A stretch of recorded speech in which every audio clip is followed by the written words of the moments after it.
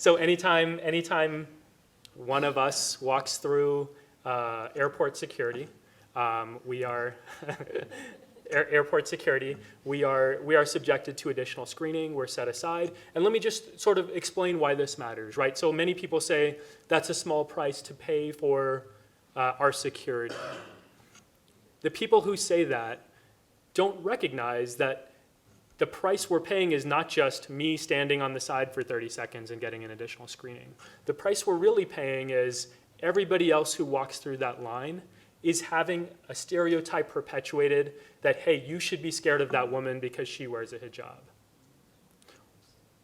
The other cost that's really coming out of that is the humiliation that that person feels makes them feel less human, makes them feel less connected to their communities, right? And that is how radicalization happens. And I'm not saying that everybody who's subjected to this becomes radicalized, but we are contributing to this problem rather than actually addressing it.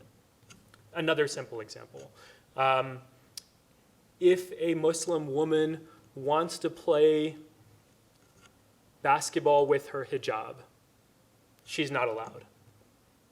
So this is true for Sikhs with turbans. And growing up, I was big into sports. I was more into soccer than basketball. I had to carry around with me a letter from the United States Soccer Federation that my mom had to get for me so that referees would allow me to play. My younger brother was the first Sikh to play college basketball in the NCAA. He had to carry a letter around with him everywhere he went. And let me just sort of point out what this does, right? In those situations where I had a confrontation with the referee who wasn't allowing me to play, and then my coach intervened, and then my team threatened to boycott, the fans who were watching would often see that, and then guess what happened during the games? We would get racial slurs thrown at us while we were playing. So this institutionalized racism gives a green light to everybody who sees it, right? Everybody who sees a Muslim woman being profiled at airport security then gets the message that, hey, our government says that's okay, so why can't we do that? Or why shouldn't we do that?